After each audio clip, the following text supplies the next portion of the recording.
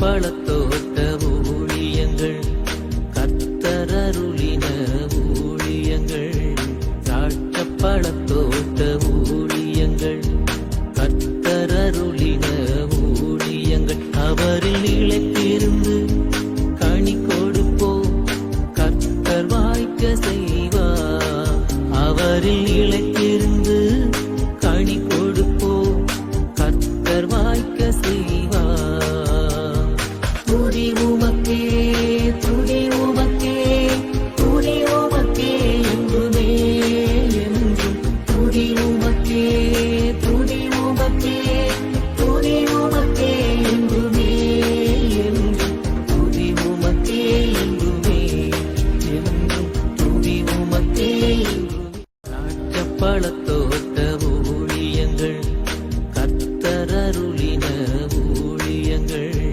திராட்சை பழத்தோட்ட ஊழியங்கள் கர்த்தரருளின ஊழியங்கள் அவரில் நிலைத்திருந்து கனி கொடுப்போம் கர்த்தர் வாய்க்க செய்வார் அவரில் நிலைத்திருந்து கனி கொடுப்போம் கர்த்தர் வாய்க்க செய்வார் துதி உமக்கே துதி உமக்கே துதி உமக்கே என்றுமே என்றும் துதி உமக்கே துதி உமக்கே துதி உமக்கே என்றுமே என்றும் துதி உமக்கே என்றுமே என்றும் துதி உமக்கே என்றுமே. சிறியவனை பொழுதிலிருந்தும் எளியவனை குப்பையிலிருந்தும் எடுத்து உயர்த்தி ராஜாக்களோடும் பிரபுக்களோடும் வந்திருக்கச் செய்கிற அருமை ஆண்டவர் இயேசு கிறிஸ்துவின் இனிதான நாமத்தினாலே உங்கள் யாவருக்கும் என்னுடைய அன்பின் வாழ்த்துக்கள். நீங்கள் கோடா கோடியை பெருகுவீர்களாக, உங்களுடைய பிள்ளைகள் கோடா கோடியை பெருகுவார்களாக என்று வாழ்த்துகின்றேன், ஆசீர்வதிக்கின்றேன். பிரியத்துக்குரியவர்களே, இந்த நாளிலும் உங்களை இப்படியாக இந்த செய்தியின் வழியாக சந்திப்பது அதிக சந்தோஷம். நாம் ஆண்டவருக்குள்ளே நிலைத்திருந்து கனிகளை கொடுக்கும்படியாக நாம் அழைக்கப்படுகிறோம். நாம் ஓட்டத்தை துவக்குவது பெரிய காரியம் அல்ல, கடைசி வரைக்கும் ஆண்டவருக்குள்ளாக நிலைத்திருப்பது தான் மிகப்பெரிய காரியம் என்பதை நாம் உணர்ந்து கொள்ள வேண்டும். ஆண்டவர் இந்த நாள் மட்டும் நமக்கு தேவையான எல்லா விதமான ஆசீர்வாதங்களையும் அருளி செய்து நம்மை அதிசயமாக நடத்தி வருகிறார். நாம் நிர்மூலமாகாமல் இருப்பது ஆண்டுடைய சுத்த கிருபையே.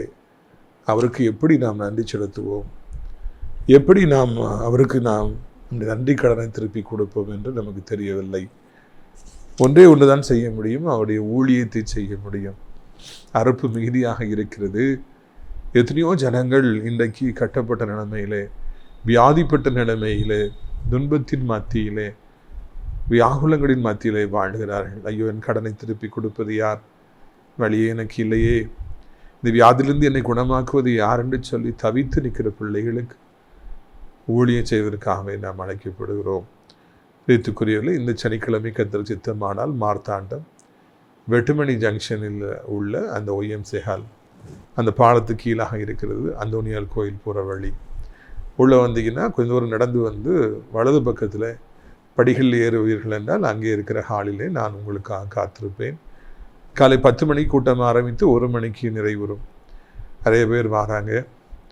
மார்த்தாண்ட பகுதியிலே நம்முடைய நிகழ்ச்சிகளை நாள்தோறும் பார்க்கிறவர்கள் நிறைய பேர் இருக்கிறீங்க. தாராளமாக நீங்கள் வரலாம்.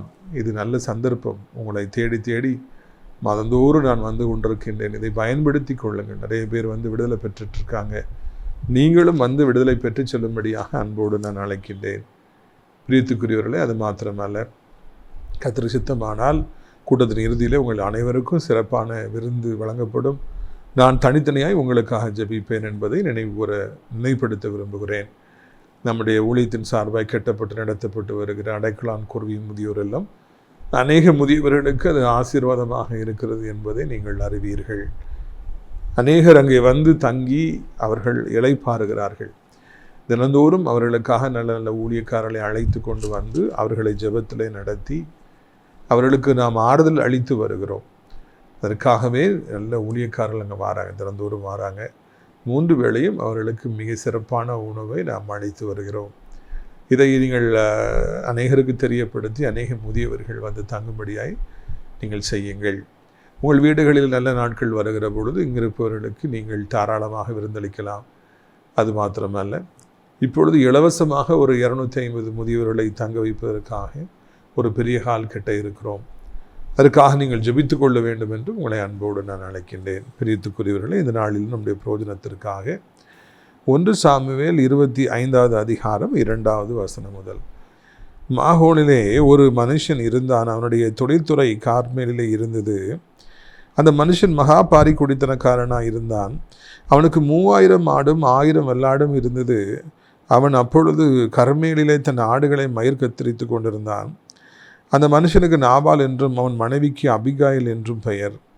அந்த ஸ்திரீ மகா புத்திசாலியும் ரூபவதியுமாக இருந்தாள். அந்த புருஷனும் முரடனும் துராயுதனுமாக இருந்தான். அவன் காலேபுடைய சந்ததியான்.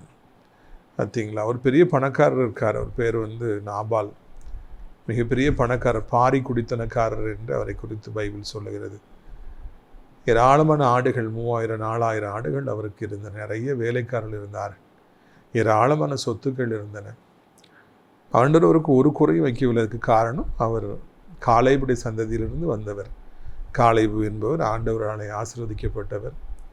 யோசுவாவோடு கூட சேர்ந்து நாம் இந்த கானானை சுதந்தரித்து விடலாம் என்று விசுவாச முழக்கமிட்டவர். எனவே ஆண்டவராலே அவர் ஆசீர்வதிக்கப்பட்டார் என்று வரலாறு சொல்லுகிறது. அவருடைய வம்சத்தில் பிறந்தபடியினாலே ஆண்டவர் அவரை அதிகமாக ஆசீர்வதித்தார். நீங்கள் ஆண்டவரை தேடுகிற பொழுதும், ஆண்டவருக்கு பிரியமாக வாழ்கிற பொழுது, ஆண்டவர் உங்களோடு கூட உங்களுடைய காலங்களோடு கூட உங்களை விட்டு விடுகிறவர் அல்ல. உங்கள் பிள்ளைகள், பேர பிள்ளைகள், அவருடைய பிள்ளைகள் என்று சொல்லி தலைமுறை தோறும் அவர் ஆசீர்வதிக்கின்றவராக இருக்கிறார். 1000 தலைமுறை மட்டும் நான் இரக்கம் செய்வேன் என்று சொல்லி ஆண்டவர் சொல்லியிருக்கிறார். அதைத்தான் இங்கே நான் காண்கிறோம். காலேபுடைய புண்ணியம், காலேபு செய்த ஜெபம், அவருடைய உத்தமமான வாழ்க்கை, அவர் மறைந்த பிறகு எத்தனையோ காலத்துக்கு பிறகு அவருடைய சந்ததியில் வந்த இந்த நாபாலுக்கு ஆசீர்வாதங்களை கொண்டு வந்தது என்று சொல்லி நான் காண்கிறோம். நாம் இந்த நாட்களில் கர்த்தருக்காய் ஊழியம் செய்ய அவருக்காக, அவருடைய பணிக்காக, அவருடைய ராஜ்யத்தை கெட்டுவதற்காக நாம் நம்மை எல்லாமே அர்ப்பணிக்கிற பொழுது, நம்முடைய நேரத்தை அர்ப்பணிக்கிற பொழுது, ஊழியத்திற்காக ஓடி நாம் உழைக்கிற பொழுது கர்த்தர் நம்முடைய சந்ததியை ஆசீர்வதிப்பார் என்பதை நாம் மனதில் வைத்து கொண்டே இருப்போம். உங்கள் பிள்ளைகளுக்கு டியூஷன் ஏற்பாடு செய்ய வேண்டும். நல்ல ஸ்கூலில் படிக்க வைக்கணும்னா காலேஜில் படிக்க வைக்கணும். அவங்களுக்கு அதை செய்யணும் இதை செய்யணும், அவங்களை பெரிய ஆளாக கொண்டு வந்துடணும்னு சொல்லி நீங்கள் நினைக்கலாம். நல்ல தகப்பனாக நீங்கள் இருக்கிறபடினாலே, நல்ல தாயாக இருக்கிறபடினாலே அப்படி நினைப்பது தவறல்ல. அப்படி கண்டிப்பாக செய்ய வேண்டும். ஆனால் அதில் தான் ஒரு பக்கம் இருந்தாலும், இன்னொரு பக்கம் நீங்கள் ஓடி ஊழியம் செய்வீர்கள் என்றால் அதனுடைய பலன், இந்த ஆசீர்வாதம் உங்கள் பிள்ளைகளுக்கு மாத்திரமல்ல, பேர பிள்ளைகளுக்கு மாத்திரமல்ல, தலைமுறையை உண்டாகும் என்பதையே இந்த காலேபுடைய வரலாறு நமக்கு சொல்லுகிறது. பாருங்கள், எத்தனையோ ஆயிரக்கணக்கான ஆடுகள், எவ்வளவோ சொத்துக்கள், எவ்வளோ வேலைக்காரர்கள், வருடந்தோறும் அவருக்கு கோடியாய் லாபங்கள், கொள்ளை லாபங்கள். யார் செய்த ஊழியத்தினால யாரோ ஒருத்தர் ஆசீர்வதிக்கப்பட்டாங்க. டிஜி தினகரன் ஐயா செய்த ஊழியத்தினால இன்றைக்கி அவருடைய பேர பிள்ளைகள் அளவில்லாமல் ஆசீர்வதிக்கப்பட்டிருக்காங்க. சிறப்பான வாழ்க்கையை வாழ்கிறாங்கிறது நமக்கு தெரியும். அந்த மனிதனுடைய உபவாசம், அவருடைய அர்ப்பணிப்பு இன்றைக்கு அவருடைய தலைமுறைகளை வாழ வைத்திருக்கிறது. எனவே நாமும் கூட ஆண்டவருக்காக நிலைத்திருக்கிற பொழுது நம்முடைய தலைமுறைகளை கர்த்தர் ஆசீர்வதிப்பார் என்பதில் சந்தேகமில்லை. பிரியத்துக்குரியவர்களே, அப்படி இருந்தும் கூட கர்த்தர் அவருக்கு அள்ளி கொடுத்திருந்தும் கூட அவர் முரடனும் ஆயுதனுமாக இருந்தார் என்பது நமக்கு அதிகமான வருத்தத்தை ஏற்படுத்துகிறது. தேவன் அள்ளி அந்த மனிதனுக்கு கொடுத்தார். அந்த மனிதன் அவருக்கு தகுதியற்றவனாக தன்னை மாற்றி கொண்டிருந்தார். அந்த செல்வமும் அந்த செல்வ செழிப்பும் கொழுமையும் அவரை ஆண்டவருக்கு நன்றியுடைய மனிதனாக மாற்றவில்லை. அவருடைய உள்ளத்தில் ஆண்டவரை குறித்த ஒரு அன்பு ஏற்படவில்லை. தகுதியில்லாத எனக்கு இவ்வளவு ஆசீர்வாதங்களை தந்திருக்கிறாரே, இத்தனை ஆயிரம் ஆடுகளை தந்திருக்கிறாரே, இத்தனை ஆயிரம் வேலைக்காரர்களை கொடுத்திருக்கிறாரே, நான் இன்னமும் ஆண்டவரை நேசிப்பேன், இன்னமும் அதிகமாக ஆண்டவரை தேடுவேன் என்று அவருடைய மனதிலே அவர் தீர்மானம் கொள்ளவில்லை. மாறாக எனக்கு நிகரானவன் யார் என்கிற அந்த பெருமையும் அகம்பாவதமும் அவருக்குள்ளே வந்தபடினால முரடனாக மாறினார். முரடனாக துராயுதனாக மாறினார். முரடனா யார்? அவங்களுக்கு அன்புனா என்னன்னே தெரியாது, பாசனா என்னன்னே தெரியாது, தட்டி கொடுப்பதுனா என்னன்னே தெரியாது, பிறருடைய துன்பங்களில் பங்கேற்பதுனா என்னன்னே தெரியாது, பிறருடைய வருத்தத்தை கண்டு கண்ணீர் வடிக்கிறதுனா அவருக்கு என்னன்னே தெரியாது, தன்னுடைய நண்பர்களுக்கு உண்மையாக இருக்கிறது என்பதென்றால் அவர்களுக்கு எதுவுமே தெரியாது, தன்னை ஒருவர் நம்பி வந்தால் அவர்களுக்காக உயிரையும் கொடுக்க வேண்டும் என்று அவர்களுக்கு தெரியாது. ஊழியக்காரன் என்றால் கனம் பண்ண வேண்டும் என்று அவர்களுக்கு தெரியாது. ஊழியங்களுக்கு மாந்தோறும் தாராளமாக தன் கைகளை நீட்ட வேண்டும் என்று அவர்களுக்கு தெரியாது. ஒரு ஊழியம் நடத்தப்படுகிற பொழுது நம்மாலே முடிந்த உதவிகளை செய்ய வேண்டும், தாங்க வேண்டும், அவர்களை பாதுகாக்க வேண்டும் என்று அவர்களுக்கு தெரியாது. முரடனாக இருந்தால் கெட்ட வார்த்தைகளை பேசுவார்கள், இதற்கெடுத்தாலும் வம்பு இழுப்பார்கள், எதற்கெடுத்தாலும் பிறரை வேதனைப்படுத்துவார்கள். அப்படி வேதனைப்படுத்தினாதான் அவர்களுக்கு நிம்மதியாக இருக்கும். ஒருவனுக்கும் தீங்கு செய்யாதபடி அவர்கள் இரவு தூங்க போனால் அவர்களுக்கு தூக்கம் வராது. இன்னைக்கு ஒருத்தரையும் நம்ம கெடுக்கலையே, ஒருத்தரையும் நம்ம வேதனைப்படுத்தலையே என்று சொல்லி அவர்கள் அங்கே எப்பொழுதுமே அங்கே அவர்கள் அதிகமான முரடர்களாகவே இருப்பார்கள், காயப்படுத்துகிறவர்களாக இருப்பார்கள். ஊழியக்காரர்களை கேவலமாய் பேசாவிட்டால் அவர்களுக்கு நிம்மதியாக இருக்காது. முரடர்கள் என்றால் யார்? 4 பேர் மத்தியில் அவமானப்படுத்துபவர்களாக இருப்பார்கள், கெட்ட வார்த்தை பேசுபவர்களாக இருப்பார்கள். முரடர்கள் யார் என்று நாம் பார்க்கிற பொழுது, கெட்ட வார்த்தை பேசி சமுதாயத்தில் எல்லாரும் என்னை மதிக்கணும், அப்போ தான் எல்லாரும் எனக்கு மதிப்பாங்கங்கிற மாதிரி ஒரு தவறான எண்ணத்தை உடையவர்களாக இருப்பாங்க. எல்லாத்துக்கும் மேலாக முரடர்களுக்கும் கடவுளுக்கும் ரொம்ப தூரம் இருக்கும். ஆண்டவரை தேடவே மாட்டார்கள். ஆலயத்திற்கு கடைமுறைக்காக வருவார்கள், பெருமைக்காக வருவார்கள், அரசியல் செய்வதற்காக ஆலயத்துக்குள்ளே வருவாங்க, தனக்குன்னு ஒரு குரூப் இருக்கணுங்கிறதுக்காக ஆலயத்துக்கு வருவாங்களே தவிர்த்து கடவுளை உண்மையாக நேசிக்கவே மாட்டாங்க. இதான் முரடர்கள், துராகிதர்கள். வேறு யார் வேண்டும் என்றாலும் முரடரும் துராகிதர்களுமா இருந்துட்டு போகட்டும், கெட்ட வார்த்தைகளை பேசி அலையட்டும், பிறருக்கு வேதனை கொடுத்து கொண்டே அலையட்டும். காலையுடைய சந்ததியில் வந்தவருக்கு, நாபாலுக்கு இது தகுதியா என்று தான் நான் கேட்கும்படியாக விரும்புகிறேன். கிறிஸ்தவ குடும்பத்திலே பிறந்து ஆலயத்துக்கு செல்லுகிறவர்களே, ஒரு நாளும் முரடராக இருக்காதீங்க, ஒரு நாளும் மீசையை முறுக்காதீங்க, ஒரு நாளும் பிறருக்கு வேதனையை கொடுக்காதீங்க. ஆலயத்தில் பொறுப்பாக இருந்து கொண்டு சத்தம் போட்டு கெட்ட வார்த்தைகளை பேசாதீங்க. அது பெரிய சாபமாக மாறிவிடும் என்பதில் சந்தேகமே இல்லை. ஆலயத்திற்குள்ளே வந்து அரசியல் செய்தவர்கள், கெட்ட வார்த்தை பேசியவர்கள், பிறர் மிரட்டியவங்களுடைய முடிவுலாம் என்னவாயிற்று என்பதை என்னுடைய வாழ்க்கையில் நான் கண்டு பயந்து போயிருக்கிறேன், நடுங்கி போயிருக்கிறேன். அது வேண்டாம். நம்ம ஆண்டுடைய பிள்ளைகள் நாம் அன்பாக இருக்கும்படியாக நம்முடைய ஆண்டவர் நம்மை அழைக்கிறார். அவர் அன்பான ஒரு தெய்வம். அவரை ஆராதிக்கிற நாமும் கூட பிறருக்கு அன்பையே காண்பிப்போம். முடிந்தவரை எல்லாருக்கும் உதவி செய்வோம், முடிந்தவரை பிறரை நேசிப்போம், முடிந்தவரை ஊழியங்களையும் ஊழியக்காரர்களையும் நேசிப்போம். ஒரு காலம் யாரையும் நாம் வேதனைப்படுத்த வேண்டாம், கெட்ட வார்த்தைகளை பேச வேண்டாம். நாம் கிறிஸ்தவர்களாக இருந்து கொண்டு அநேகருக்கு நாம் வேதனை ஏற்படுத்துகிற ஒரு கருவியாக நம்ம இருக்க வேண்டாம். சாத்தான் நம்மை பயன்படுத்த நாம் அனுமதி கொடுக்க வேண்டாம் என்று தாழ்மையோடு கேட்டுக்கொள்கிறேன்.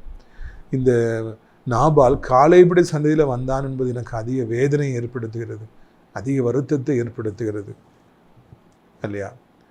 காலேபுடைய சந்ததி இப்படி இருந்தாரே நமக்கு வருத்தமாக இருக்குன்னா, நம்ம ஏசப்பா பிள்ளைகளாக இருந்து கொண்டு நாம் அநேக தவறான காரியங்களில் ஈடுபடுகிற பொழுது, முரடராக இருக்கும் பொழுது ஆண்டவரை குறித்து நாமும் தூஷிக்கப்படும் அல்லவா? எனவே அப்படிப்பட்ட காரியங்களில் ஈடுபடாதபடி இருக்க கர்த்தர் உதவி செய்வாராக. அங்கே அவருடைய மனைவி மகா ரூபவதியும் புத்திசாலியுமாக இருந்தால் என்று நாம் காண்கிறோம்.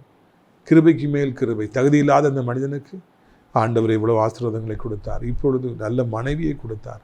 அவள் ரூபவதி, அழகான பெண், அவள் புத்திசாலி. ரூபவதியாக இருப்பவர்கள் அநேகர் புத்திசாலிகளாக இருப்பதில்லை, ரூபவதிகளாக இருக்கிற அநேகர் குணசாலிகளாக இருப்பதில்லை. குணம் என்பது எங்கே இருக்கும் என்பது நமக்கு தெரியாது, புத்தி என்பது எந்த பெண்ணிடத்தில் இருக்கும் என்று நமக்கு தெரியாது. ஞானி எழுதுகிறார் இல்லை, குணசாலியான ஸ்திரீயை கண்டுபிடிப்பவன் யார்? புத்தியுள்ள ஸ்திரீ தன் வீட்டை கெட்டுகிறாள், புத்தி இல்லாத ஸ்திரீயை தன் வீட்டை தன் சொந்த கைகளினால இடித்து போடுகிறாள் என்று சொல்லி நாம் தாராளமாய் நாம் வாசிக்கிறோம். பிரியத்துக்குரியவர்களே, இப்படியாக நாம் இந்த நாளிலே ஆண்டவர் அந்த மனிதனுக்கு ஒரு ரூபவதியும் ஒரு புத்திசாலியுமான ஒரு கன்னிகையை மனைவியாக கொடுத்தாரா? இருக்கிறவனுக்கு இன்னும் அதிகமாய் கொடுக்கப்படும், இல்லாதவன்றிருந்து இருக்கிறது எடுத்துக்கொள்ளப்படும் என்று சொல்லி நாம் வாசிக்கிறோம். நமக்கு ஆண்டவர் கொடுத்து கொண்டே இருப்பார். ஒரு சீசன் வர்ற வரைக்கும் ஆண்டவர் கொடுத்துக்கிட்டே இருப்பார். ஆண்டவர் தேடுறோமோ இல்லையோ, ஆண்டவருக்கு பிரியமாக இருக்கிறோமோ இல்லையோ, ஆண்டவர் கொடுத்துக்கிட்டே இருப்பார். We should not take all these blessings as granted. நான் பெரிய நீதிமான் போலுக்கு, நான் பெரிய பரிசுத்தவான் போலுக்கு, அதனால தான் ஆண்டவர் எனக்கு எல்லாத்தையும் கொடுத்துட்டே இருக்காருன்னு நம்ம தவறான ஒரு முடிவுக்கு வந்து விடக்கூடாது. நமக்கு ஒரு புதிய நன்மை கிடைக்கிறது என்றால், நமக்கு ஒரு திருமண வாழ்க்கை அமைகிறது, ஒரு பிள்ளை ஆண்டவர் கொடுக்குறார், பேர பிள்ளையை கொடுக்குறார், ஒரு வீட்டை கொடுக்குறார், ஒரு நிலத்தை கொடுக்குறாருன்னா அது ஆண்டவர் நம் மீது வைத்திருக்கிற அன்பு, ஆண்டவர் நம் மீது வைத்திருக்கிற ஒரு பாசம், ஆண்டவர் நம் மீது வைத்திருக்கிற ஒரு நேசம். அதனால தான் நமக்கு இவ்வளோ பெரிய ஒரு கிருபையை கொடுக்குறார். நன்மையான எந்த ஈவும் பூரணமான எந்த வரமும் பரத்திலிருந்து உண்டாகி ஜோதிகளின் பிதாவாகி தேவனிடத்திலிருந்து இறங்கி வருது. எல்லா நன்மைகளையும் ஆண்டவர் தான் கொடுக்குறார். அப்போ நம்ம ஆண்டவருக்கு நன்றியோடு இருக்கணும், ஆண்டவர் துதிக்கணும். கண்ணீரால் நம்முடைய உள்ள கண்கள் நிறையணும், நன்றியினால் நம்முடைய உள்ள நிறையணும். அப்போ ஆண்டவர் அதிகமாக ஆசீர்வாதங்களை இன்னும் கொடுப்பார். இங்கே பாருங்கள், அந்த மனிதனுக்கு நல்ல மனைவி, அழகான மனைவி, ரூபவதியான மனைவி, புத்திசாலியான ஒரு பெண், அவள் கடவுளுக்கு பயந்தவள். இவரோ இப்படிப்பட்ட மோசமான ஒரு நிலைமையில் இருக்கிறார் இல்லையா? நிறைய குடும்பங்களில் இதை பார்க்குறோம். கணவன் மோசமாக இருப்பான், மனைவி ஜெபிக்கிறவங்களாக இருப்பாங்க. மனைவி ரொம்ப மோசமானவங்களாக இருப்பாங்க, கணவர் ஜெபிக்கிறவராக இருப்பார். இந்த வேறுபாடுகள் எல்லா இடத்திலும் காணப்படுகிறது. அது குடும்பத்தில் குழப்பங்களையே ஏற்படுத்தும் என்பதில் சந்தேகமில்லை. பாருங்கள், அங்கே 1 சாமுவேல் 25வது அதிகாரம் 4வது வசனம். நாபால் தன் ஆடுகளை மயிர் கத்தரிக்கிற செய்தியை வனாந்திரத்தில் இருக்கிற தாவீது கேட்டபொழுது, தாவீது 10 வாலிபரை அழைத்து, நீங்கள் கர்மேலுக்கு போய் நாபால் இடத்துக்கு சென்று என் பெயரை சொல்லி அவன் சுக செய்தியை விசாரித்து அப்படின்னு சொல்லிட்டு அது 8ஆம் வசனத்தை பாருங்கள். உம்முடைய வேலைக்காரரை கேளும், அவர்கள் உமக்கு சொல்லுவார்கள். அதனால் இந்த வாலிபருக்கு உம்முடைய கண்களில் தயவு கிடைக்க வேண்டும். நல்ல நாளில் வந்தோம், உம்முடைய கைக்கு உதவுவதை உம்முடைய ஊழியக்காரருக்கும் உம்முடைய குமாரனை தாவீதுக்கு கொடுக்கும்படி வேண்டுகிறேன் என்று சொல்லுங்கள் என்றார். தாவீது மாளிகை போய் இந்த சங்கதியெல்லாம் தாவீது நாமத்தில் நாபாலத்தில் சொல்லி பின் ஒன்றும் பேசாதிருந்தார். இப்போ இவர் மயிர் கத்திரிக்கிறார். மயிர் கத்திரிக்கிற காலம் ஏராளமான பணம், ஏராளமான லட்சங்கள் கோடிகள் புரளுகிற ஒரு நேரம். வருடம் முழுவதும் ஆடுகளை மேய்த்து அந்த மயிர் கத்திரித்து கொடுக்கும்போது எக்கச்சக்கமாக காசு கிடைக்கும். விவசாயத்தில் அந்த அறுவடை காலங்களில் ஏராளமான பணம் கிடைப்பது போல, அரசு ஊழியர்களுக்கு வேலை பார்க்குறவங்களுக்கு 1ஆம் தேதி சம்பளம் கிடைப்பது போல, சம்பளம் கிடைக்கிற அன்றைக்கி எவ்வளோ சந்தோஷமாக இருக்குது பார்த்தீங்களா? சம்பளம் இல்லைன்னா சந்தோஷமே இருக்காது. 20ஆம் தேதி 10ஆம் தேதி 25ஆம் தேதி ஆயினா கையை கடிக்கும், என்ன செய்யணும்னு சொல்லி தெரியாது. ஆனால் அந்த 1ஆம் தேதி சம்பளம் வரும்போது அவ்வளோ சந்தோஷமாக இருக்கும். அந்த மாதிரி ஒரு 1ஆம் தேதியில் இல்லைன்னா அந்த மாதிரி ஒரு அந்த மயிர் கத்திரிக்கிற நேரத்தில், அறுவடை நேரத்தில் தாவீது பாவம், அவர் சவுல் ராஜாவுக்கு ஒளிஞ்சு வாழ்ந்துட்டுருக்கார். அவருக்கு சாப்பாடு கூட இல்லை. அப்போது அவருக்கு பின்னால் 600 பேர் இருக்காங்க, அவங்களுக்கு சாப்பாடு கொடுக்க வேண்டிய கட்டாயம் தாவீதுக்கு இருக்குது. ஒரு 10 வாலிபரை அனுப்பி, நீர் மயிர் கத்திரிக்கிறீன்னு கேள்விப்பட்டோம், நல்ல நாளில் வந்திருக்கிறோம், தாவீதுங்களை அனுப்பியிருக்கிறாரு. நாங்கள் உங்கள் ஆடுகளில் மேய்க்கும் போது எங்கள் ஆட்கள்லாம் ஒருத்தருக்கு உங்களுக்கு தீங்கு செய்யலை, பாதுகாத்தாங்க, உங்களுக்கு உதவி செஞ்சாங்க. இப்பொழுது உமக்கு நல்ல நேரம் வந்திருக்குது, உங்கள் கையில் லட்சங்களும் கோடிகளும் இருக்கும், ஏதாவது பார்த்து பண்ணுங்க, ஊழியத்துக்கு கொடுங்க, ஊழியக்காரனுக்கு கொடுங்க அப்படின்னு சொல்லிட்டு தாவீது சொன்ன செய்தியை அந்த 10 வாலிபர்கள் நாபாலை தேடி சொன்னார்கள் என்று இந்த இடத்துல வாசிக்கிறோம். ஏராளமான லட்சங்களும் கோடிகளும் கையில் இருக்கிறது. மயிர் கத்திரித்து ஆட்கள் வாங்கிட்டு போயிட்டே இருக்கிறாங்க, பணம் வந்துக்கிட்டே இருக்குது. சில கடையில் பிஸ்னஸ் நடந்துக்கிட்டே இருக்கும் பார்த்தீங்களா? திருநெல்வேலியில் சாந்தி ஸ்வீட்ஸுக்கு போயிருக்கீங்களா? ஆட்கள் வாங்கிட்டே பண்டங்களை வாங்கிட்டே இருப்பாங்க, போயிட்டே இருப்பாங்க, வருவாங்க போவாங்க, கூட்டமாக இருக்கும். அதிகாலையில் 3 மணிக்கு நம்ம ட்ரெயின்லேருந்து வாங்க போனாலும் அப்பவும் 200 பேர் அங்கே நிற்பாங்க வாங்குறதுக்கு. பிஸ்னஸ்னால் அப்படி பிஸ்னஸ் நடக்கும். சில கடைகளில் அவ்வளோ கூட்டமாக இருக்கும். இந்த மாதிரி போத்தீஸு, சரவணா ஸ்டோர்ஸு, அவங்கெல்லாம் ஆட்கள் வந்துக்கிட்டே இருப்பாங்க. இந்த ஞாயிற்றுக்கிழமை மட்டன் வாங்குறதுக்கு நான் போயிருந்தேன். போனால் அங்கே ஒரே கூட்டம், பயங்கரமான கூட்டம், வாங்கவே முடியல, வந்துட்டேன். இருந்தாலும் இதுக்குரியவர்களே, இது மாதிரி எக்கச்சக்கமாக பிஸ்னஸ் நடந்துக்கிட்டு இருக்குது. ஆட்கள் வராங்க போகிறாங்க, வண்டிகள் வருது போகுது, ஏராளமான பிஸ்னஸ் நடக்குது. கையில் காசு எண்ணிக்கிட்டே இருக்கிறாரு, எண்ணி கல்லாப்பட்டியில் போட்டுகிட்டே இருக்காரு. அப்போ பார்த்து 10 பேர் வராங்க, யாரா நீ வா அப்படிங்கிறாரு. வந்தால் தாவீதுங்களை அனுப்பி விட்டாரியா, உங்கள் ஆடுகளை மேய்க்கும்போது நாங்கள்லாம் பாதுகாத்தோம்னு சொல்கிறாரு. நல்ல நாளில் வந்திருக்கோம், ஏதாவது பார்த்து பண்ணுங்கன்னு சொல்லி தாவீது சொல்லி விட்டுருக்காருன்னு சொல்லி உதவி கேட்டு ஊழியக்காரெல்லாம் வந்திருக்காங்க. நான் சொன்னேன், ஏற்கனவே சொன்னேன், அந்த இடம் ஜேன்னு கலகலகலன்னு சொல்லி இருக்குது. ஆட்களாக வராங்க போகிறாங்க, அவ்வளோ பணங்களை எண்ணி போட்டுக்கிட்டே இருக்காரு, மூட்டையில் போட்டுட்ருக்காரு. ஊழியக்காரங்க ஏதாவது பார்த்து பண்ணுங்க, ரொம்ப தாழ்மையாக கேட்குறாங்க தாவீதுன்னு சார்பாங்க. அங்கே உள்ளே வரும்போதே பார்த்துருப்பாங்க, எக்கச்சக்கமாக அந்த ஆள்கிட்ட காசு இருக்குது, எக்கச்சக்கமாக பிஸ்னஸ் நடக்குது, ஏதாவது கொஞ்சம் தாங்கியா. மிகவும் தாழ்மையாக மிகவும் பணிவாக தாவீது அங்கே சொல்லிவிட்டார் என்று நான் காண்கின்றோம். ஒரு மனிதன் செல்வ செழிப்பாக இருக்கும் பொழுது, ஒரு சிலருக்கு அப்படிப்பட்ட காலங்கள் வரும், எது செய்தாலும் வெற்றி, பிஸ்னஸ் மேலே பிஸ்னஸ், வருமானத்துக்கு மேலே வருமானம்.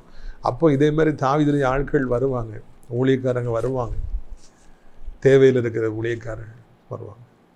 உங்களுக்கு எக்கச்சக்கமான பணம் வந்துகிட்டே பிஸ்னஸ் வந்துகிட்டே இருக்கிறதுனால ஊழியக்காரர்கிட்ட காசு இருக்குங்கிற அவசியம் இல்லையே, பக்கத்து வீட்டுக்காரங்கிட்ட காசு இருக்குங்கிற அவசியமே இல்லையே, வேலை பார்க்குறவங்கள்ட்ட கூட காசு இருக்கணுங்கிற அவசியமே இல்லையே. நிறைய பேர் தான் செல்வ செழிப்பாக இருக்கும்போது எல்லாரும் அப்படி தான் இருப்பாங்க, அவங்களுக்குலாம் ஏன் ஹெல்ப் பண்ணணும்னு நினைக்காங்க. இல்லவே இல்லை, இல்லவே இல்லை. நம்மக்கிட்ட காசு எக்கச்சக்கமாக இருக்குது, பிஸ்னஸ் நடந்துக்கிட்டே இருக்குது, பணம் வந்துக்கிட்டே இருக்குது. ஆனால் கண்ணுக்கு முன்னால் ஏழைகள் எத்தனையோ பேர் இருக்காங்க. 100 ரூபாய்க்காக துடிக்கிறவர்கள் எத்தனை பேர் இருக்காங்க தெரியுமா? நான் நிறைய பேரை பார்ப்பேன், பிஸ்னஸ் நடக்காதா மாவு அரைச்சி பாக்கெட் போட்டு ரோட்டில் வந்து உட்காந்துருப்பாங்க. வாங்கிறதுக்கு ஆளே இருக்காது, இரவுலாம் பார்த்துட்டு இருப்பாங்க, யாராவது வாங்க மாட்டாங்களா, ஒரு 20 ரூபா கிடைக்காதா, 50 ரூபா கிடைக்காதா, ஒரு 100 ரூபா கிடைக்காதா. இந்த உலகத்தில் ஏழைகள்னு எத்தனையோ பேர் இருக்காங்க. ஒரு 100 ரூபா கிடைக்காதா, ஒரு 200 ரூபா கிடைக்காதா. ரொம்ப வேதனையில் இருக்கவங்க எவ்வளோ பேர் இருக்கிறாங்க. நான் வேலை பார்க்குற காலேஜில் ஃபீஸ் கட்ட முடியாமல் தடுமாறுற பிள்ளைகள் எத்தனை பேர் இருக்காங்க. படிக்கும் பொழுதே ஃபீஸ் கட்ட முடியல, கெட்டுங்கன்னு மேனேஜ்மெண்ட்டில் சொல்கிறாங்க, இல்லைன்னா வீட்டுக்கு போங்கன்னு சொல்கிறாங்க. எவ்வளவு மன அழுத்தங்கள் இந்த சின்ன வயசுலேயே இந்த மாணவனுக்கெலாம் வரும்பொழுது எனக்கு வேதனையாக இருக்கும். முடிந்த அளவு உதவி செய்வேன், எல்லாருக்கும் உண்மையில உதவி செய்ய முடியாது. இந்த பூமியில் கஷ்டப்படுறவங்க வேதனைப்படுறவங்க எக்கச்சக்கமாக இருக்காங்க. சாப்பாடு கூட இல்லாதவங்க எத்தனை பேர் இருக்காங்க. என்னுடைய உள்ளம் அவர்களெல்லாம் பார்க்கும் பொழுது அது அதிகமாக அவர்களுக்காக வேதனைப்படும், உதவி செய்ய வேண்டும் என்று துடி. இங்கே ஒரு பக்கம் நாபால்கள் இருக்காங்க, வேலைக்காரங்க வந்துக்கிட்டே இருக்காங்க, பிஸ்னஸ் நடந்துக்கிட்டே இருக்குது, வண்டி போய்கிட்டே இருக்குது, காசு அள்ளி அள்ளி போட்டுக்கிட்டே இருக்காங்க, எண்ணிக்கிட்டே இருக்கிறாங்க. இன்னொரு பக்கம் சாப்பாடு கிடைக்காதா, ஏதாவது கிடைக்காது, ஃபீஸ் கட்டிடலாமா, வீட்டு வாடகை கட்டிடலாமா, கடனை அடைச்சிடலாமா, வருமானமே இல்லாதபடிக்கு ஏராளமான ஆயிரங்களை லட்சங்களை மாதந்தோறும் இஎம்ஐயாக கட்ட வேண்டும், கடனை அடைச்சே ஆகணுங்கிற கட்டாயத்தில் இருக்கிறவங்க எத்தனை பேர் இருக்காங்க தெரியுமா? ஒரு 5000 ரூபா கடன் கொடுப்பீங்களா, ஒரு 10,000 ரூபா கடன் கொடுப்பீங்களா? இன்றைக்கி நான் இஎம்ஐ கட்டணும், இன்றைக்கி நான் அந்த கடனை அடைக்கணும்னு சொல்லி வருமானமே இல்லாதபடிக்கு தடுமாறுறவங்க எத்தனை பேர் இருக்கிறாங்க. இந்த செய்தியை அளிப்பதற்கு முன்பதாக எனக்கு அறிமுகமான ஒருத்தர் ரொம்ப பண கஷ்டம், ஏதாவது செய்ய முடியுமா? கண்ணீர் வடித்தேன், என்ன செய்கிற நிலைமையில் நான் இல்லை. ஏராளமான பணத்தை கிச்சகமாக நான் ஏற்கனவே கொடுத்து விட்டேன், இப்பொழுது என்ன பணமே இல்லை. ஆனால் அந்த அண்ணன் கேட்கும் பொழுது உள்ளம் அதிகமாகி வலித்தது. ஒரு பக்கம் செல்வ செழிப்பான நாபால்கள் பணத்தை என்ன செய்யணும் தெரியல, வந்துக்கிட்டே இருக்குது, நோய் கத்திரிச்சிக்கிட்டே இருக்கிறாங்க, வாங்கி போயிட்டே இருக்காங்க, பணத்தை அள்ளி அள்ளி கட்டிக்கிட்டே இருக்காங்க. இன்னொரு பக்கம் ஏதாவது செய்ய மாட்டீங்களா ஐயா, நல்ல நாளில் வந்துருக்குறோம், நாங்கள் 600 பேர் இருக்கிறோம், தாவீது சொல்லி அனுப்பியிருக்கிறாங்க, உங்களுடைய ஆடுகளை நாங்கள் பாதுகாத்தோம், அவங்களுக்காக நாங்கள் ஜெபம் பண்ணோம், ஏதாவது பார்த்து பண்ண மாட்டீங்களா? மறந்துடாதீங்க, செல்வ செழிப்பில் அந்த ஐஸ்வர்யவான் இருந்தார். தினந்தோறும் சாப்பாடு விருந்து அண்ணன் தம்பிலாம் வராங்க, கொண்டாடிட்டு இருக்காங்க, நல்லா ட்ரெஸ் பண்ணுறார், பெரிய வீட்டில் இருக்காரு. அந்த சாப்பாடு ஸ்மெல்லை பார்த்து பார்த்து எனக்கு அது கிடைக்காதா, அந்த மேஜையிலேருந்து கீழே விழுற அந்த துணிக்கைகள் எனக்கு தரமாட்டாங்களான்னு நான் கூறிக்கிட்டு இருந்தார் லாசர். உள்ள விருந்து நடக்குது, உள்ள தடப்படலாம் நடக்குது, தம்பி வாங்க, அண்ணி வாங்க, அண்ணியார் வாங்க, குழந்தையார வாங்கன்னு சொல்கிறாங்க, தம்பி வந்திருக்கானா, தங்கச்சி வந்திருக்கானா, என்ஜாய் பண்ணுறாங்க. வாசல்ல ஏதாவது கிடைக்காதா, எனக்கு ஏதாவது கொஞ்சம் மிச்சமானது தரமாட்டாங்களா, எனக்கு ஒரு உருண்டை தரமாட்டாங்களா? ஏங்கி தவித்து கொண்டிருந்தார் லாசர். அவங்களே பார்த்துக்கிட்டு இருந்தார். நம்மளே பார்த்துட்டு இருக்கிறவங்க எத்தனையோ பேர் இந்த சமுதாயத்தில் இருக்கிறாங்க. ஐஸ்வர்யவான்களே, கர்த்தரால் ஆசீர்வதிக்கப்பட்ட பிள்ளைகளே, மாந்தோறும் ஏராளமாய் சம்பாதிக்கின்றவர்களே, கோடி கோடியாக வைத்திருப்பவர்களே, இல்லைன்னா கொஞ்சம் டீசெண்டாக சம்பாதிக்கிறவர்களே, கர்த்தர் உங்களை ஆசீர்வதித்திருக்கிறார். கர்த்தருக்கு ஸ்தோத்திரம். இதே நேரத்தில் தேவையின்மத்தில் இருக்கிறவங்க எத்தனையோ பேர் இருக்கிறாங்க. ஊழியக்காரங்க, ஏழை ஊழியக்காரங்க எவ்வளோ பேர் இருக்காங்க. பெரிய பணக்கார ஊழியர்களுக்கு அள்ளி அள்ளி கொடுக்குறவங்க இருக்காங்க. ஏழை ஊழியர்கள் எங்களை போன்ற ஊழியர்களும் இருக்காங்க. பயத்துக்குரியவர்களே, அது செய்ய மாட்டீங்களான்னு சொல்லி தாவீதுடைய ஆட்கள் கேட்ட மாதிரி ஆண்டவர் கேட்கின்றார். Fasting and feasting. ஒரு பக்கம் ஏராளமான செல்வ செழிப்போடு இருக்கிறவர்கள், இன்னொரு பக்கம் ஃபாஸ்டிங், ஒன்றுமே இல்லாமல் இருக்கிறவங்க, பசியோடு இருக்கிறவங்க, பட்னியோடு இருக்கிறவங்க. இதைத்தான் இந்த நாளிலே ஆண்டவர் நம்மோடு பேசுகிறார். பிரியத்துக்குரியவர்களே, செல்வ செழிப்பாக இருந்து பணத்தை அள்ளி அள்ளி போட்டு கொண்டிருந்த நாபால், ஏதாவது செய்ய மாட்டீங்களா ஐயா, 600 பேருக்கும் சாப்பாட்டுக்கு ஏதாவது கொடுக்க மாட்டீங்களா, செலவுக்கு ஏதாவது கொடுக்க மாட்டீங்களா? தாவீதும் இந்த 600 பேரும். இந்த உலகம் இன்றைக்கு இப்படித்தான் இருக்கிறது. ஒரு பக்கம் செல்வ செழிப்புடையவர்கள், இன்னொரு பக்கம் ஏழைகள். இதற்காக செல்வ செழிப்பை கர்த்தர் கொடுக்கிறார், எல்லாரும் கொடுக்கணுங்கிறதுக்காக. அதுக்காக தான் ஆண்டவர் நம்மை ஆசீர்வதித்திருக்கிறார். அதுக்காக தான் ஆண்டவர் வேலையை கொடுத்துருக்கிறார். அதற்காகத்தான் ஆண்டவர் நமக்கு பிஸ்னஸை கொடுத்துருக்கிறார். நம்ம செல்வ செழிப்பாக இருக்கும் பொழுது எல்லாருக்கும் கொடுப்பதற்காக நாம் வாஞ்சிப்போம். நம்முடைய வாழ்க்கையில் கொடுக்கறதுனால ஒன்றும் குறையப்படவே மாட்டேன். எவ்வளோ கொடுத்தும் பாருங்கள், கொடுத்துக்கிட்டே இருப்பார் ஆண்டவர். கொடுக்க கொடுக்க உங்களுக்கு கொடுத்துக்கிட்டே இருப்பார். ஆனால் நம் கொடுக்காமல் போனால் பெரிய சாபங்கள் நம் மீது வந்துவிடும். அதைத்தான் நாபாலுடைய வாழ்க்கை நமக்கு சொல்லி காமிக்கிறது. பணம் கொடுக்காம ஏகத்தாளமாக அவங்கள அவமானப்படுத்தி நாபால் அனுப்புகிறார். அதை விளைவாக ஆண்டவர் அவரை அடித்தார். அவர் அப்படியே ஒரு கல் மாதிரி மாறினார். அப்படியே 10வது நாள் அவர் மரித்து போனார் என்று காண்கிறோம். கொடுக்காதனாலையும், ஊழியக்காரங்களை கேவலமாக பேசுனதுனாலையும், தாவீதை கேவலமாக பேசுனதுனாலையும் ஆண்டவர் மேலே கடுங்கோபம் கொண்ட பொறுத்து பார்த்த ஆண்டவர் அவரை அடித்தார். அவர் பரிதாபமாய் மரித்து போனார். அவருடைய காலங்கள் நிறைவுற்றது. செல்வ செழிப்பாய் வைத்திருந்தார் ஆண்டவரை, உதவி செய்ய காலம் முடிஞ்சிருச்சு. தாவீதோ மிகவும் ஆசீர்வதிக்கப்பட்டார் என்று நாம் காண்கிறோம். நம்முடைய வாழ்க்கையில் நாம் ஒரு பொழுதும் சம்பாதிக்கிறபடினாலே, ஆசீர்வதிக்கப்படுகிறபடினால பெருமை கொள்ள வேண்டாம். ஏழைகளை கேவலமாய் பேச வேண்டாம். நாம் தாழ்மைப்படுவோம், அனைவருக்கு உதவி செய்வோம். அப்பொழுது பரலோகத்திலும் பூமியிலும் உங்களுக்கு என்று சொல்லி ஆண்டவர் பெரிய பெயரை கொடுப்பார். எல்லாராலும் நீங்கள் நேசிக்கப்படுவீர்கள். நீங்கள் உதவி செய்கிற மனுஷன் என்றால் எல்லாராலும் நீங்கள் விரும்பப்படுவீர்கள். சிலர் ஏமாற்றி வாங்கிட்டு போகலாம், பரவாயில்லை. ஆனால் இதுபோல் நல்ல மனிதர்கள் எல்லாம் உங்களை வாழ்த்துவார்கள். உங்களுக்கு இன்னும் ஆசீர்வாதங்கள் உண்டாகும். உங்கள் தலைமுறைகளுக்கு ஆசீர்வாதம் உண்டாகும் என்பதை நான் நினைவூட்டும்படியாக விரும்புகிறேன். பிரியத்துக்குரியவர்களே, இந்த அருமையான நாளிலும் கூட கர்த்தர் இந்த வார்த்தைகளை ஆசீர்வதிப்பாராக. கலங்காதீங்க. நம்மளை ஆசீர்வதித்து வச்சுருக்காருன்னா ஒரு காரணம் உண்டு. எல்லாருக்கும் ஏழைகளுக்கு கொடுக்கணுங்கிறது. அல்லது இன்றைக்கி தாவீது மாதிரி நெருக்கடியில் நம்ம இருக்கிறோம், தேவைகள் மத்தியில் இருக்கிறோம், ஒன்றுமே கிடைக்க மாட்டேங்குதா, பயப்படாதீங்க. நீங்கள் இப்படி இருக்க போகிறதில்ல. உங்களை ஆண்டவர் இப்படியே கடைசி வரைக்கும் வைக்க போகிறதில்ல. உங்களை அவர் நிச்சயமாக ஆசீர்வதிப்பார், நிச்சயமாக உயர்த்துவார், நிச்சயமாக எல்லா நன்மைகளையும் உங்களுக்கு தருவார் என்பதில் சந்தேகமே இல்லை. எனவே நம்முடைய காலமும் வரும். வேலையாக இருக்கிற பிள்ளைகளே, தேவையின் மத்தியில் இருக்கிற பிள்ளைகள், நம்முடைய காலமும் வரும். கர்த்தரை ஆசீர்வதிப்பார்.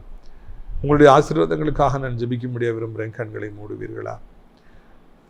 அப்பா பிதாவே, இந்த நாளுக்காக நன்றி செலுத்துகிறோம், சோத்திரம் செலுத்துகிறோம். எவ்வளோ அருமையான வார்த்தைகளை எங்களுக்கு தந்திருக்கிறீங்க, எங்களை நீங்கள் ஆற்றி இருக்கிறீங்க, தேற்றி இருக்கிறீங்க. அதற்காக உமக்கு நன்றி. இந்த வார்த்தையை கேட்குற பிள்ளைகள் எந்த நிலைமையில் இருந்தாலும் அவர்களுக்கு நீர் உதவி செய்யும். அவருடைய வாழ்க்கையில் காணப்படுற கண்ணீர் யாவையும் துடைத்தருளும். ஃபாஸ்டிங் அண்ட் ஃபீஸ்டிங் லாடு, பணம் இல்லாமல் ஆண்டவரை தோத்துறையா இருக்கிற பிள்ளைகள், வறுமையின் மத்தியில் இருக்கிற பிள்ளைகள், தேவையின் மத்தியில் இருக்கிற பிள்ளைகள் ஏராளமான பேர் உண்டு.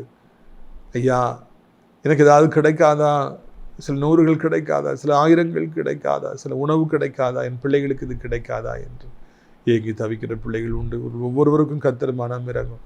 முக்கியமாக கடன் பாரங்களில் சிக்கி தவித்து வருமானம் இல்லாமல் தடுமாறி கொண்டிருக்கிற பிள்ளைகளுக்காக கண்ணீரோடு மன்றாடுகிறோம். எப்படியாவது கர்த்தர் மனம் இறங்கும், எப்படியாவது கர்த்தர் அவர்களுக்கு உதவி செய்யும், எப்படியாவது அவருடைய கண்ணீரை துடைத்திரணும். இயேசுவின் நாமத்தில் தேவைகள் சந்திக்கப்படுவதாக, கடன் பாரங்கள் நீங்குவதாக, கடன் இல்லாத ஒரு வாழ்க்கையை தாரும் ஐயா. எவ்வளவு காலம் இவங்ககிட்ட போய் கேட்கவா, அவங்ககிட்ட போய் கேட்கவா? ஆண்டவரே, இந்த வாழ்க்கை வேண்டாம். நம்முடைய பிள்ளைகளுக்கு வானத்து பலகணிகளை திறந்து, பொக்கிஷ சாலைகளை திறந்து, மடியில் அமுக்கி குலுக்கி சரிந்து விழத்துக்கு அளவிற்கு அளப்பீராக. நம்முடைய பிள்ளைகளை தகப்பனை மென்மேலும் ஆசீர்வதிப்பீராக. இந்த நாளிலே ஒரு அற்புதம் நடக்கட்டும் ராஜா, ஒரு அதிசயம் நடக்கட்டும் அப்பா. ஆண்டவரே, பூமியின் ஊற்று கண்களை திறந்து நம்முடைய பிள்ளைகள் நிரப்புவீராக என்று கெஞ்சுகிறோம். வேலை இல்லாத பிள்ளைகளுக்கு வேலையை தாரும், பிஸ்னஸ் இல்லாதவங்களுக்கு பிஸ்னஸை தாரும், வருமானம் இல்லாதவர்களுக்கு வருமானத்தை தாரும்.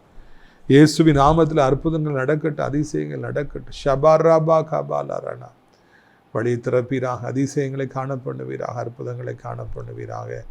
மகத்துவம் இந்த தெய்வமே, இந்த அருமையான நாளிலும் கூட வியாதிப்பட்டிருக்கிற பிள்ளைகளுக்கு சுகத்தை தருவீராக. வியாதி பிள்ளைகளை அலங்கோலமாக்குகிறது, பலகீனமாக்குறது. எவ்வளவு செழிப்பாக இருந்தவங்க, எவ்வளோ ஸ்ட்ராங்காக இருந்தவங்களும் அப்படி மூழ்கி போயிட்டு இருக்காங்க. நாளுக்கு நாள் மரணம் அவர்கள் நெருங்கி கொண்டிருக்கிறது ஐயா. ஆனால் இயேசுங்கிற நாமத்தை சொல்கிற பொழுது வியாதிகள் மறைந்து போகும், பிசாசுகள் ஓடி போகும், தரித்திரங்கள் ஓடி போகும். இயேசுவின் நாமத்தில் இழந்து போன பலன் வருவதாக, மறுபடியும் நடப்பார்களாக, மறுபடியும் சாப்பிடுவார்களாக, மறுபடியும் ஹார்ட் நல்லா வேலை செய்யட்டும், கிட்னி நல்லா வேலை செய்யட்டும், லங்ஸ் நல்லா வேலை செய்யட்டும், பேந்தரிஸ் நல்லா வேலை செய்யட்டும். தகப்பனே, ஒவ்வொரு பிள்ளைகளுக்கும் உதவி செய்யுங்கப்பா. வியாதிப்பட்டிருக்கிறவர்களை கண்ணீரோடு ஜெபிக்கிறோம். அவர் மறுபடியும் பழையபடி எழும்ப உதவி செய்யும். வயதானவர் கிளை விழுந்து விடாதபடி 2 கைகளால் ஏந்திக் கொள்ளும். நீண்ட காலமாய் திருமணம் நடக்காதா, குழந்தை கிடைக்காதா, இந்த இடம் இருக்காதா, பணம் வராதா என்று காத்திருப்பவர்களுக்கு அற்புதத்தை செய்து சந்தோஷப்படுத்தும். வாலிபர்கள் போதையில் அடிமையிலே, மொபைல் அடிமையிலே, இன்னுமாக பைக் அடிமைத்தனத்தில் வேகமாக போகிறாங்க. என்ன ஆகும்பா? அவருடைய பெற்றோருடைய கண்ணீர் கண்டவர்கள் ரட்சியும். உமக்காக ஒரு செயலை எழும்படியை செய்யும். அனைத்து மக்களையும் ஆசீர்வதியும். உலகம் முழுக்க அத்தனை பிள்ளைகளையும், இந்திய நாட்டை, திருநாட்டையும் மக்களையும் ஆசீர்வதியும். அனைத்து தேவனுடைய பிள்ளைகளையும், ஊழியக்காரர்களையும் அதிகமாக ஆசீர்வதியும். நாசிரியர் திராட்சைப்பழ தோட்ட ஊழியர்களையும் சீக்கிர நாள்தோறும் நம்முடைய நிகழ்ச்சிகளை பார்க்கிற, அறிமுகப்படுத்துகிற, ஜெபத்தினாலே காணிக்கைகளை தாங்கிற அனைத்து பிள்ளைகளையும் ஆசீர்வதியும். அடைக்கலான் குறுகிய முதியோர்களுக்கு அனைவரை அழைத்து கொண்டு வாரும். ஏழை முதியவர்கள் 250 பேரை தங்க வைக்கிற அந்த பெரிய ஹாலை கேட்ட எப்படியாவது உதவி செய்யும். மகிமைப்படும் இரட்சகர் இயேசுவின் மூலம் ஜெபிக்கிறோம் நல்ல பிதாவே, ஆமென். என் ஆத்துமாவை கர்த்தரை ஸ்தோத்திரி, என் முழு உள்ளமையுடைய பரிசுத்த நாமத்தை ஸ்தோத்திரி. என் ஆத்துமாவை கர்த்தரை ஸ்தோத்திரி, அவர் செய்த சகல உபகாரங்களை ஒருபொழுதும் மறவாதே. கர்த்தராகிய இயேசு கிறிஸ்துவின் கிருபையும், பிதாவாகிய தேவனுடைய அன்பும், பரிசுத்தாவின் அந்யோன்யமில்லாத பிரசன்னம் உங்கள் அனைவரோடும் இன்றைக்கு சதா காலங்களில் நிலைத்திருப்பதா. அல்லேலூயா. God bless you.